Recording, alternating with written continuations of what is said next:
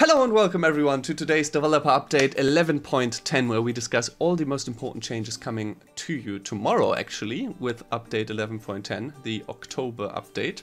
And I'm joined, as always, by the wonderful Molegion. Hello, Molegion. Hello, Ryan. Yeah, it's not gonna be a huge update in terms of number of changes, but it's gonna be quite a huge update in terms of things we have for you. Yeah, it will be mostly focused, the changes to existing cards will be mostly focused on polishing stuff after the expansion and preparing us for the future. That's it. Preparing us for the future is quite a big topic in this update.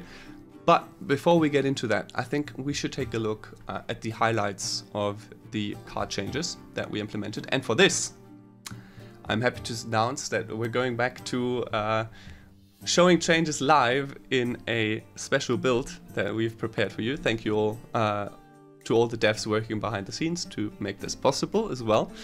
And now let's take a look at the card changes. For that, we go into the deck builder, and now Molegion, you get to tell me which cards do you want to talk about specifically.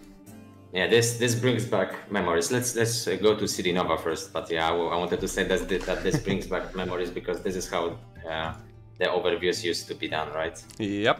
And I specifically deleted all my personal decks. I only have the starter decks here, so there's no judgment from the community on which decks I play. Yeah, just before this video, Ryan deleted like 14 Nilfgaard decks. Yeah, so don't exactly. believe anything he says. Don't believe his lies. So when I Google Siri here, when I search Siri, Golden Necker shows up. So maybe you can tell me what this is about while I go into Siri Nova. Okay, so this isn't a change with huge impact on the live service, right? But this is mostly preparation for future. So as you know, this is the last handmade developer prepaid content update for GWENT. So after this, we won't be preparing changes to cards anymore. And instead we will be using a system. You could see it in the main menu. It's called Balance Cancel. We will get that later. But basically the system will allow you to vote for changes in cards power and provision cost. That means that you will have the option to vote for the City Novas and Golden Neckers provision cost to be 10. And in the current, like in the 11.9 state of the game, it would mean that those cards just simply don't work, right? Because they exclude themselves from their condition. So we were thinking a little bit if maybe it's okay to keep it that way. Maybe if you guys want to rotate it out, maybe we should allow it. But in the end, we discussed it with the community, and we decided that the best way to continue with City Nova and Golden Necker decks is to exclude them from their own condition. So right now you will be able to vote for Golden Necker to cost 10, City Nova to cost 10, and they will still work together. However, all other cards that are not City Nova and not Golden Necker still need to be 9 cost or lower, right? So yep. They now have this reference to each other in the deck builder, but this is pretty much the only change. You won't be able to make them like completely brick themselves. Seems good to keep the game in a functional state in this kind of sense, even though I also like the idea of locking them somehow. But this is the current iteration, and let's see. I would like to also add sorry, one more thing here, because there are some cards that can be still voted into a state that is playable but not good. But we didn't have like a special tweaks for them. We give you the option to make them that way if you for some reason want to. So River Hunters are, for example, an example of such cards. However, with City Nova and Golden Necker, we think that they are not just cards, right? Like they are a whole deck type, and they enable a lot of different stuff. So and in the end, like I know that there were times where every deck seemed like a Golden Necker deck, but I think nowadays we are at the game state where existence of those cards adds to the game variety. So we wanted to make sure that those decks can still exist, so there can be like more decks that are viable, more ways of building the decks, right? So yeah, just wanted to point that out. Seems good. Let's take a look then at our next highlight, which is our beloved vampire. Regis Bloodlust, or Regis. Still not sure how. What's the pronunciation that we prefer here? But I like Regis. I think that Regis. yeah, it just fits him more, I think. Okay, so small change here. We basically merged the on the battlefield and in your graveyard condition. As you remember, on the battlefield, Regis used to banish your entire deck if you lost the round. So this led to two things. First of all, it allowed a deck like the Monster Mill deck to exist. Basically, the idea was that you would put Regis on top of your deck, swap a top card with opponent's deck. Yeah, with opponent's deck, pull Regis out with Goliath, and you would do that preferably after your opponent has passed, so they couldn't react, and then you just win the game, right? Seems good. This deck kind of sucked, to be honest. Like it wasn't that good. It was like if you saw overwhelming hunger and you just didn't pass, it was impossible to execute this pretty much. But it was still like we saw that it was still frustrating for many players to face it, and there was this anxiety of seeing overwhelming hunger and knowing that you can't pass. Yeah. So yeah, in the end, even though it was funny for a while, we decided that maybe we don't want Regis to just cause so much anxiety for in the opponent. And also, people are really scared of taking risks in Gwent usually, so we just lowered the risk. Right now, if you lose with him on the board, you only lose top 3 cards. You don't know what it will be, right? Maybe it will be your 3 best golds. So there's still a lot of risk involved.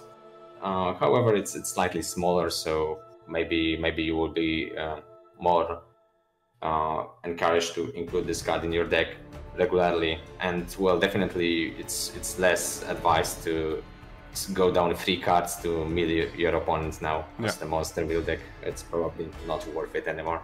So yeah, that's fair. A change we made because it was a popular request. Next up then on the chopping block is Radabid, and he gets a little bit of a change, specifically Radabid Judgment. So yeah, this one. Go ahead and lead us through it here, Molegion. So I think it was generally agreed that this card was not so good. On release, there's this devotion condition, which is of course always quite a big deal these days.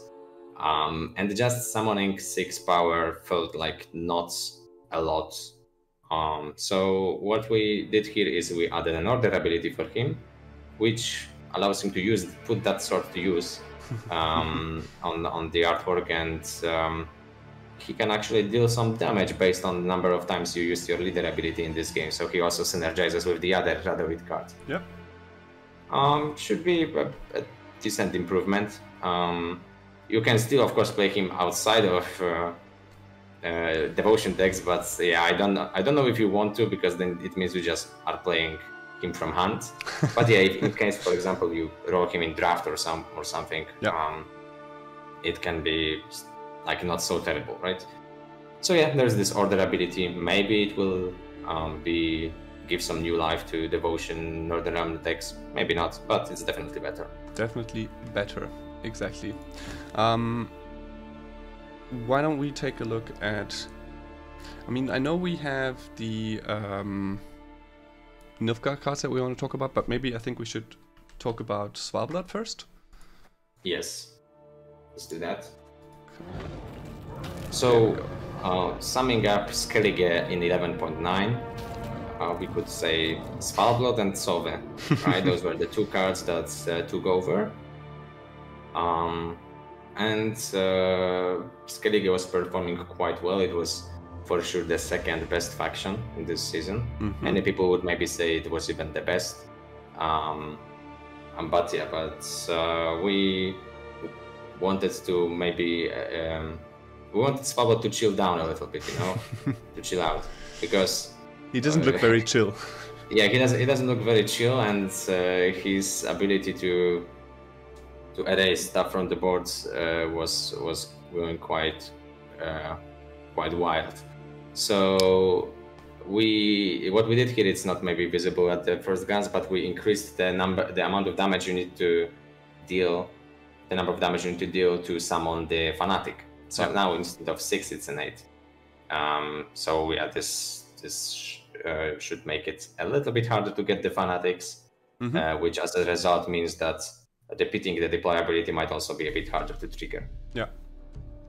And we did that. We don't have changes for Sove. I know that there were people who were saying that Sove should be nerfed, and it might be true, but we wanted to change Svalbard and leave Sove as something that you guys can decide to vote for in the balance council later, because this number that we changed here for Svalbard, you wouldn't be able to change it in balance council, so we did it now, and we leave Sove for your judgment.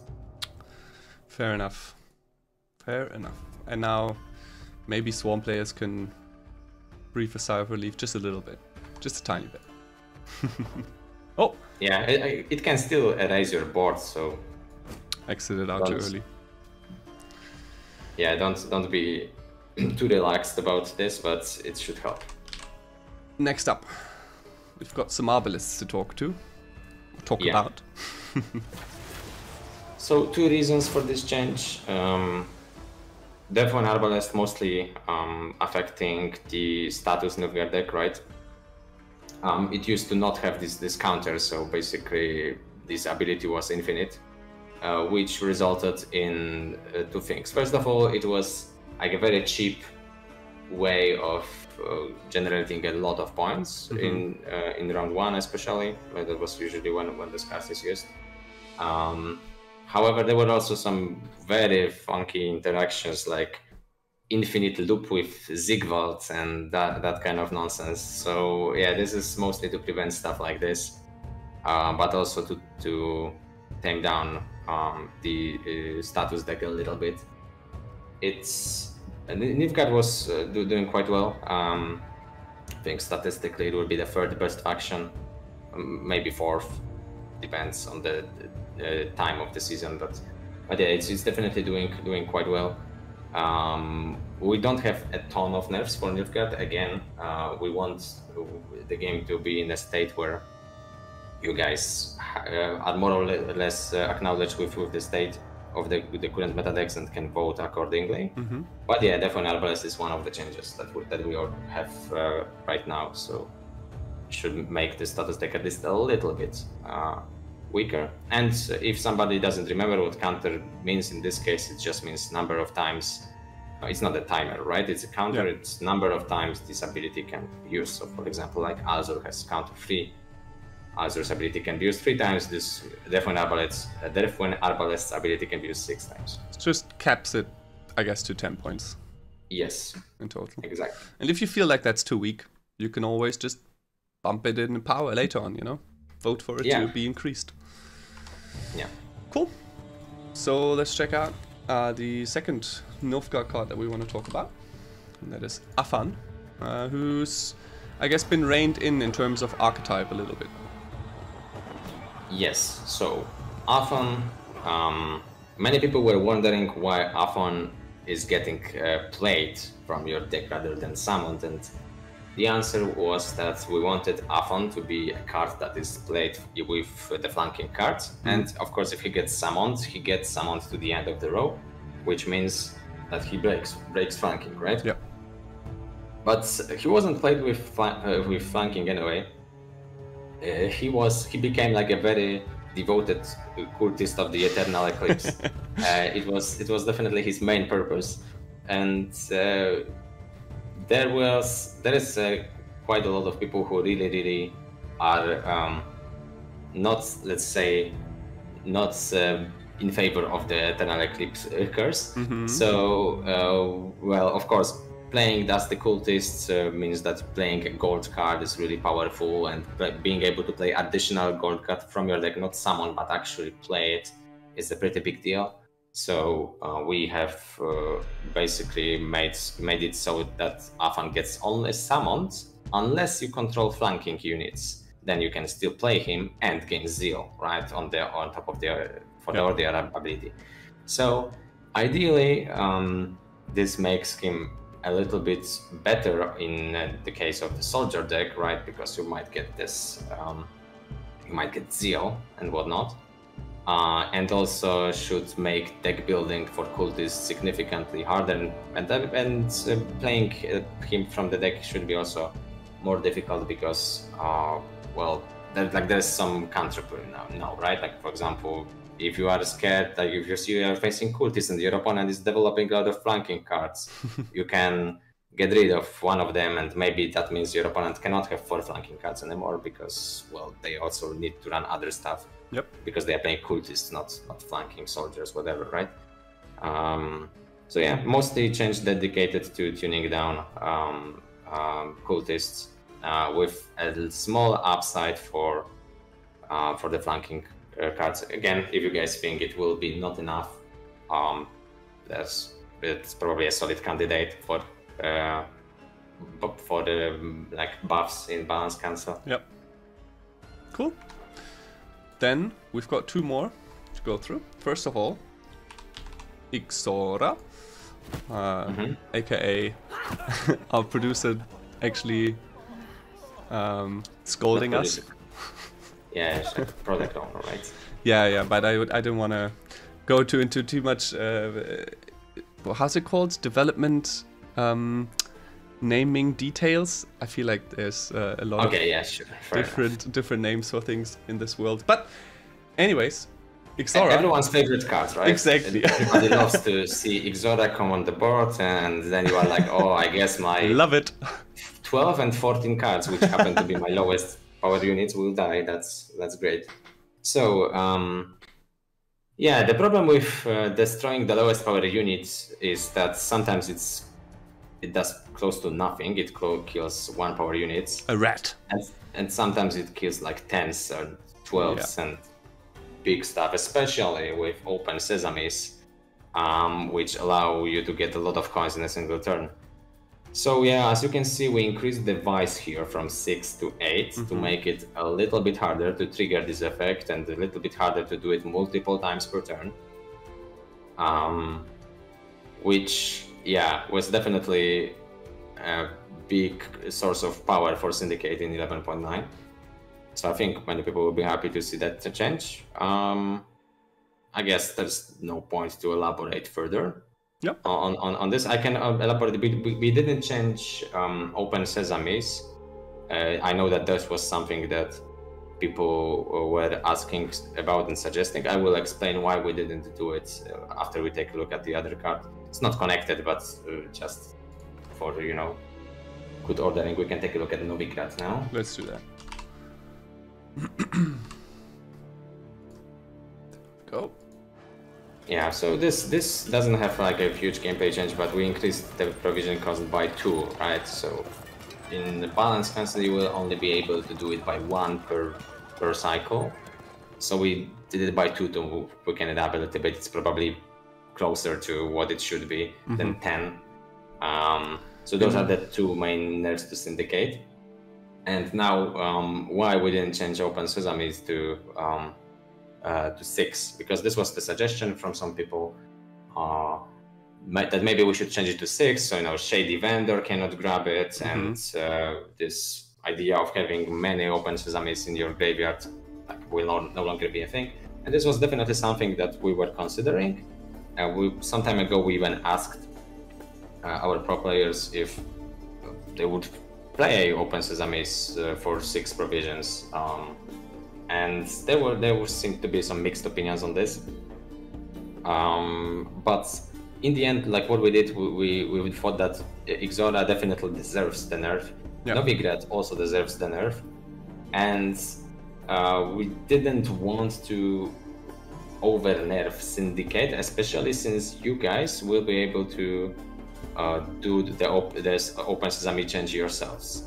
So basically, what we are doing here is we want to give Syndicate some time to show if it's still nerf worthy after the Ixora and Novigrad change, and if it is, there are tools to do it for you, right? Like it will depend on how you feel about the game. Yep. We didn't want to get ahead of ourselves here, and would suck to make the cards to nerf it to the point where people don't want to play it, because sure, you can buff it back up, but I think it will be harder in general to buff cards than to nerf cards, right? Because usually the community has some unified idea of what is too strong, and about what is too weak, it requires some more coordination. So that's true. So, yeah. You know, I think it feels very in line with real world rent in big cities going up exponentially, so just very fitting. All right, that's all the change that we wanted to highlight. There's a few more that you can check out in the patch notes, obviously. Let's quickly jump back to our faces. Hello, while I prepare our next topic. But yeah, there's more changes in the patch notes, which should be out already. All of those changes are coming tomorrow with update 11.10. Actually, before we jump into the Balance Council, I want to give a quick shout out to our artists and show off the Full Moon board, which you can buy right now in the shop. This supports our GWENT Master finals that is happening during December, and it will increase and boost the prize pool for our pro players. So if you want to support that, this is your chance to grab it. It has some nice VFX, it looks really cool with the moon, and yeah, overall nice addition to your board collection. So check that out if you haven't yet. If you want to grab it, it's available. And with that, I'm gonna say goodbye to Shoop here and take a look at the Balance Council. So I think a lot of people have been waiting for this. There's a lot to it, so I think we should go through it in detail. And the first thing, if you open it, is actually the infographic, but we'll get to that in a second. The first thing that I see when I look at all of this, it looks very intuitive and very similar to the deck builder. You've got all the cards right in front of you. You can filter them, and there's some additional info. I think our starting point might be, what is the purpose of this? Okay, so what is the purpose of this? As you know, in 11.10 will be the last update, the last content update prepared by the designers, the GWENT team. I'm mainly talking about content update because there is a possibility that there will be some technical updates, right? But there will be no changes to cards and whatnot, right? But something that was very important for GWENT throughout the years was that there were changes regularly, right? Like if you logged into the game 1 month or 2 months after you played it the last time, there were some changes, something new to consider. Maybe some new decks emerged.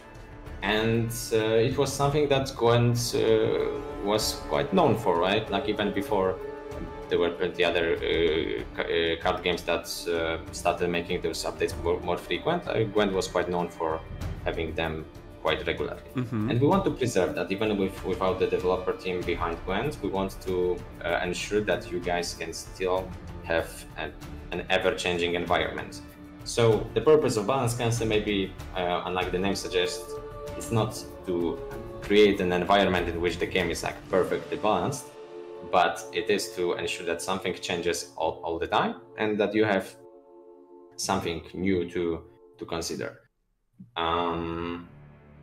Yeah, so that would be it for the purpose mostly. We can maybe talk about who can participate in this, right? Can I participate? Yeah, so you could participate, Ryan, for example, right? Because in order to participate, you need to meet 2 conditions. The first condition is that your account needs to be at least Prestige 1. So the new accounts cannot participate at all. You need to have Prestige 1. And the second condition is that you need to either be in Pro rank or have won 25 ranked games in the current season. Okay. What this means is that, maybe not what this means, but why we have this condition, right? So we want people to have representation from all kinds of groups, but we also want people who vote to be people who actually play the game. They are familiar with what is played, what is not, how strong things really are, because things can be a bit deceiving if you don't have a lot of experience. So if you are in Pro rank, then it means one of two things, right? Either you entered Pro rank this season, which means you won enough games on a decently high level to join it, or you were in top 500 in the previous season, which means, well, you played a lot in the previous season, right? Like you are not very behind on the state of the game. Yeah. And we also want to have this opportunity for dedicated players who are not maybe so high, but they play the game a lot and they are able to win, to also participate. So that's why we have this condition that you can win 25 ranked games and still participate. Because, well, they are still part of the community, right? So we want them to be able to participate. It also just to jump in, it also means that you really have to play the game, because if it was just play 25 games, you might have just, you know, jumped into 25 games, forfeited immediately just to fulfill the necessity of those, and then vote for whatever you want. But we actually want people to play, and if it's 25 wins, that means that you need to play at least 25 full games. Yeah, you need to show that there is some form of dedication, right? And it also, I think it's a fine milestone to have in GWENT, right? Like if you are the type of player who likes to have some form of encouragement of what I should be doing, right? Like getting this 25 games might be your encouragement to play and maybe to cast some votes. Okay, so you can participate like this, and as you could see, in order to participate, you just click on the card dedicated for balance cancel in the main menu, right? It's pretty simple. Yep. So once we are inside, you can see that this does look like a deck builder, right? We wanted this to look familiar. And you can see that there are 4 categories that we call brackets in our like info panels and other stuff. And you can use those brackets to vote. Each of those brackets has 3 slots, and as you can see, you have a power increase bracket, power decrease bracket, provisions increase bracket, and provisions decrease bracket. You can drag and drop your cards in the specific positions. As you could see here, when Ryan was dragging Amphibious Assault, the power brackets were darkened out, right? Like you can't put them there because they of course don't have power. So there are some limitations, right? You can't, for example, vote for a provisions decrease on a card that costs 4. We can try it here. As you can see, you can do that. You can vote for increase, but not for decrease. So the core rules of the game still apply. The unit can't have 0 power as well, right? Why we call those increase and decrease, not buffs and nerfs, because of course this can be a bit ambiguous whether something is a buff or a nerf. For example, these loyalty cards, if you increase their power, it probably means you made them worse, not better, right? So you can put those cards in any position they fit into, and once you are done, you will be able to submit your votes. And when the cycle is over, which I think the end goal is for it to happen once per month. When the cycle is over, the system will calculate the votes and will generate a list of cards that can be changed. We will talk about maybe those list of cards and how many cards can be changed, what are the requirements for the cards to be changed in a moment. But for now, I would like to maybe talk about the placement, right? Exactly. Ryan.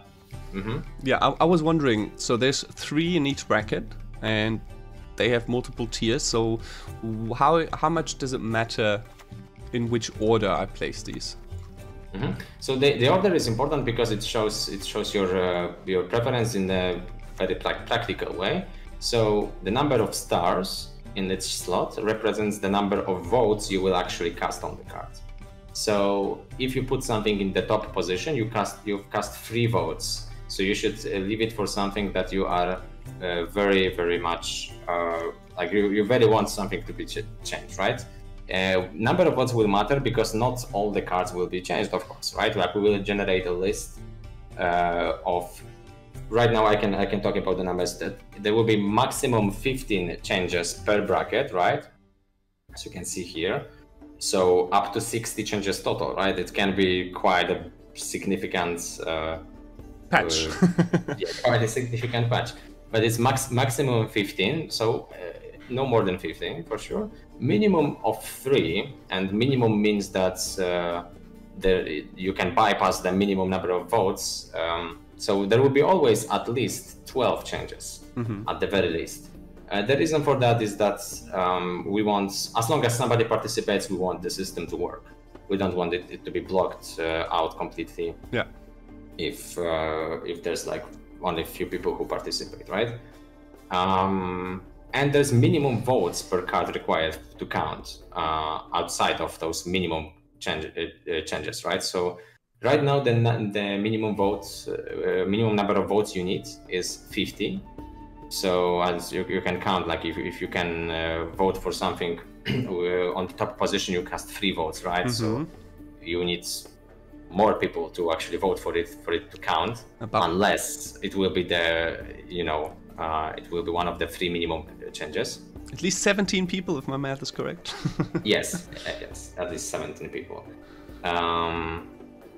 So yeah, it is encouraged definitely to talk maybe to your fellow GWENT players, maybe on Discord, maybe on streams, and maybe choose some priorities together, because it will definitely make it easier, right, to bypass the minimum vote requirement. But if you just want to, if you just have an opinion on the game and you want to vote and you are sure that other people will feel the same way, you can also do that, right? Yep. So yeah, position matters. Top position gives 3 votes, middle one is 2 votes, bottom one is 1 vote. As you could also see, there were leaders there. I don't know why they were not showcased in the list. But if you search for the leader, you could see it. Maybe Patricia Le Fury, for example. Okay, yeah, we can see that the leaders are represented by their icon. And something that is also important is that the provisions increase and decrease. Again, we don't mention buffs and nerfs because this can mean different things. But increase and decrease of provisions and power just means change to the number you see on the card. Yeah. So Patricia Le Fury, you see 15, right? The change requires you to not be a fresh player, a new player who maybe doesn't have a lot of experience with GWENT. So if you want to participate, you need to be quite experienced. And then you probably know that this 15 on Patricia Le Fury doesn't mean that it costs you 15, right?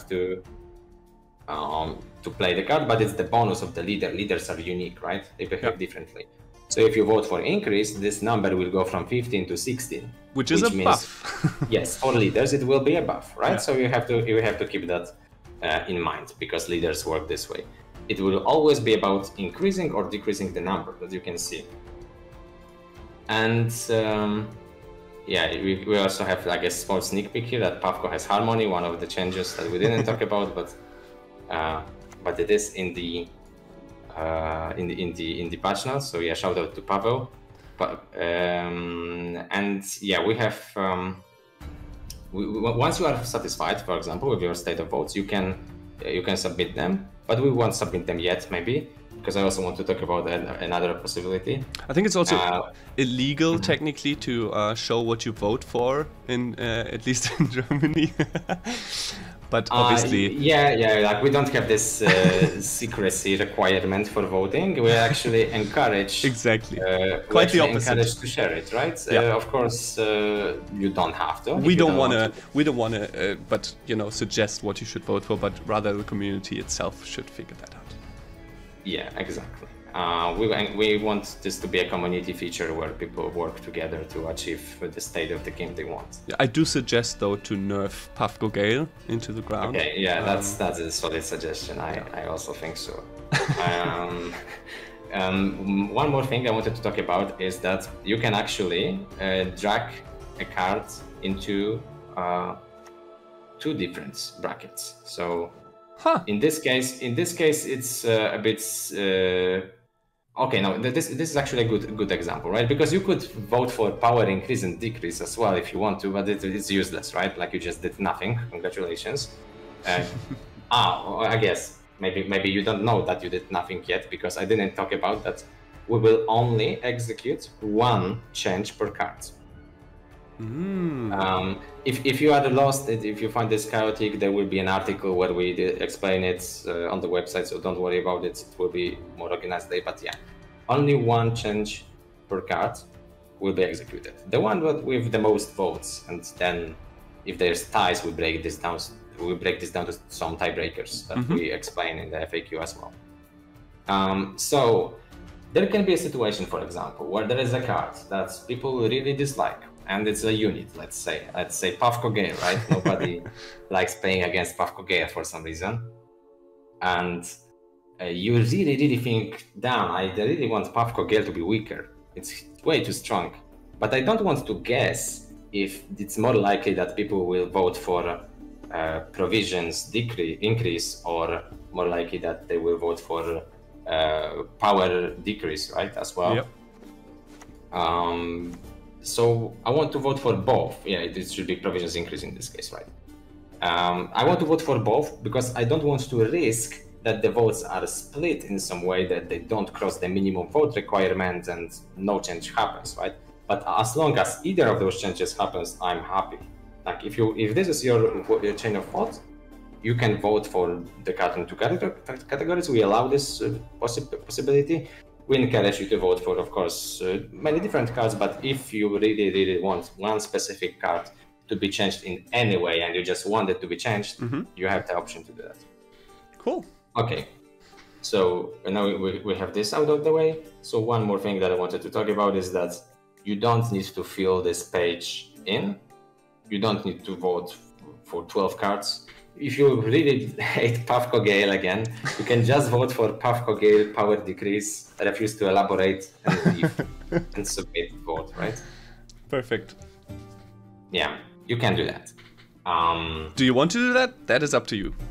Yeah, that is up to you. I suggest we don't do that here. I'm not sure what will happen if you submit votes. No. I was told not to submit. Okay, cool. So you can do it. And you will be able to change the votes before the voting closes as well. It will also not be open from the beginning of the season. As far as I remember, we only open it after some time. So yeah, but the timing should be intuitive, because as you can see, there's a timer for when voting closes within the feature. There will also be a timer for when it opens. Yeah. You guys will figure it out. GWENT players are the smartest players in the world, right? So we know that. There will be no problem with this. Yeah. If you have any questions about this feature, you can reach out to to us on Discord, on social media. If you reach out to tech support as well, they will probably give you an answer. So they will probably talk to us, and we will definitely reach out to you as well. Yep.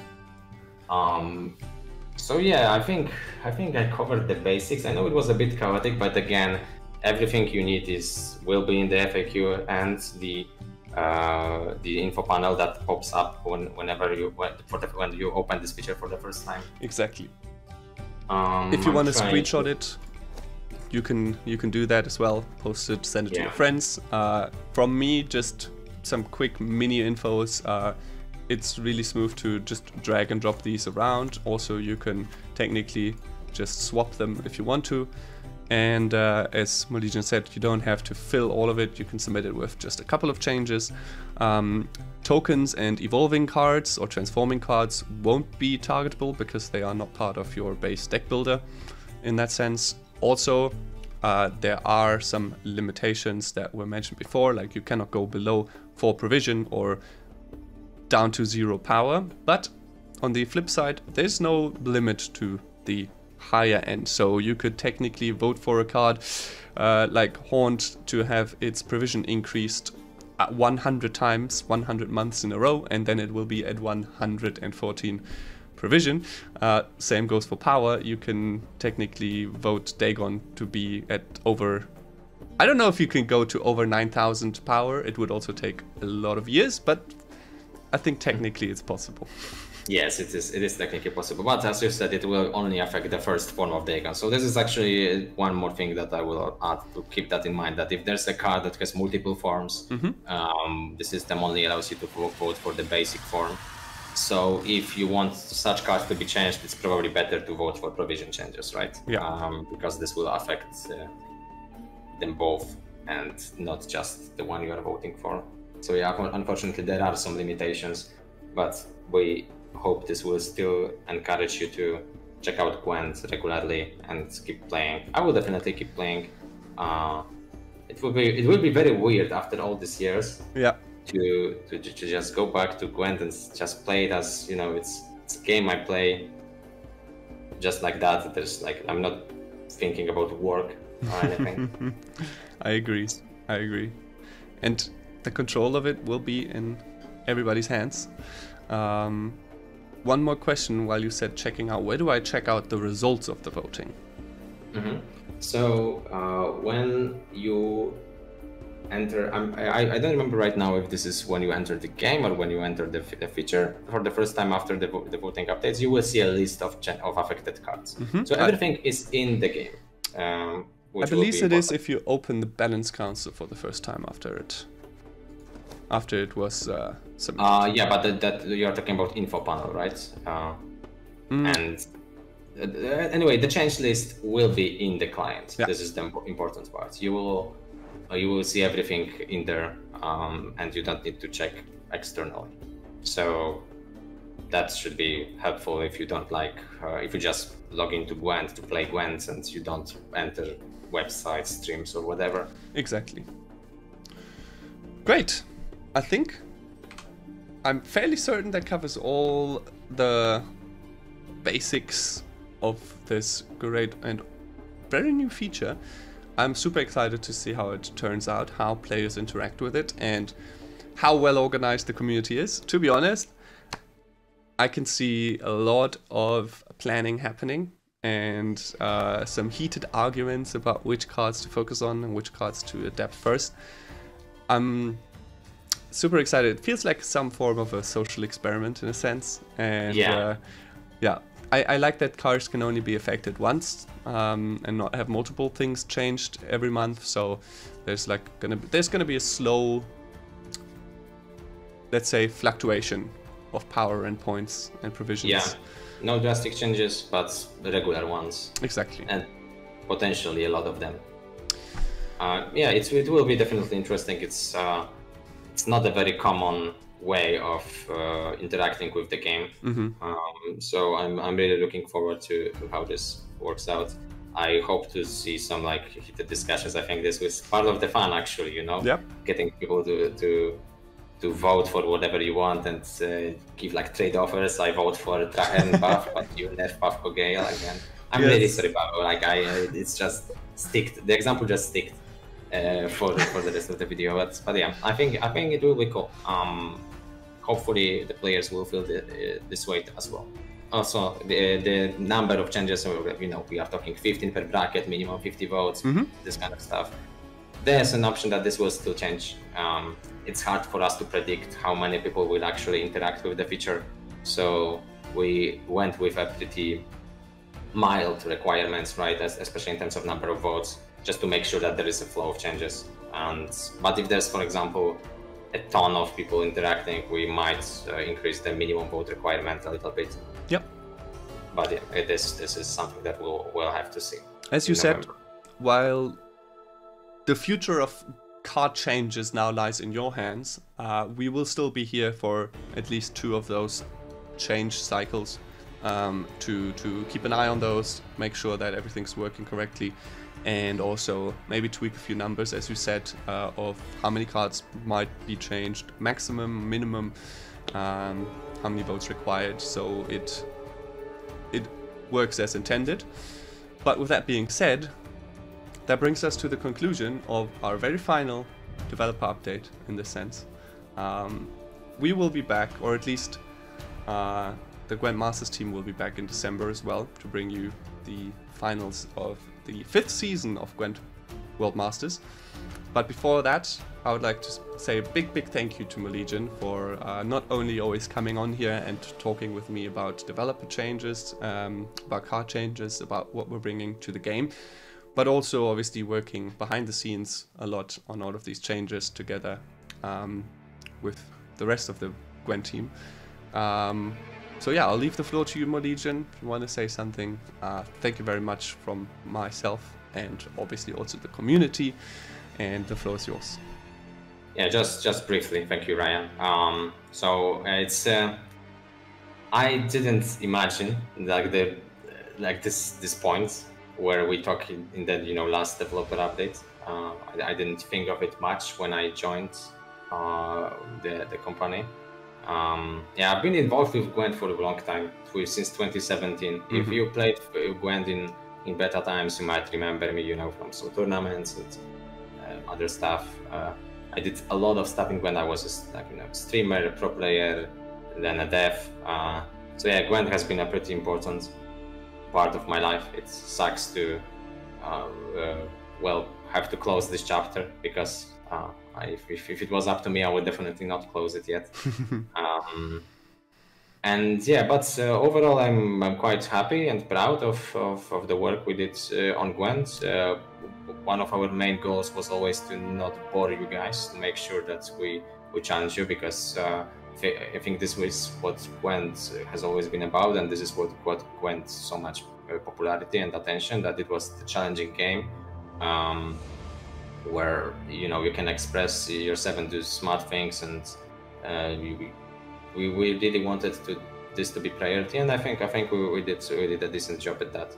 So yeah, thank you very much for sticking around through the better and worse days, and I hope you will still stick around with GWENTfinity. I think there will be ways to keep the game interesting. If you played, for example, before the Homecoming, you might know that there was a pretty long content drought period where there was no changes at all, right? So no provision changes, power changes, that kind of stuff. And there was still an ever-evolving meta where there were new decks coming up all the time. So yeah, as long as there's people who love GWENT, I think the game will evolve, and I'm looking forward to see where it goes. So thank you very much on behalf of me and the other designers who worked on the game throughout the years. And yeah, see you maybe on the battlefield. I think that's a very good point. I remember that we started our, let's say, the GWENT career in the same team as well. It was a pleasure playing GWENT with you back in the day, before we were working on the game, while we were still in Team Aretusa. And then later on, on different paths, but working on the same project. It's been a pleasure working with you, Molegion. And likewise. Make sure, everyone out there, to send him your thanks, send him your love. And I'm going to be excited to see you around in the community still, playing GWENT. We'll definitely meet up on the battlefield. And with that, thank you all so much for watching. Thank you for supporting GWENT. And we'll hopefully see you soon. Bye.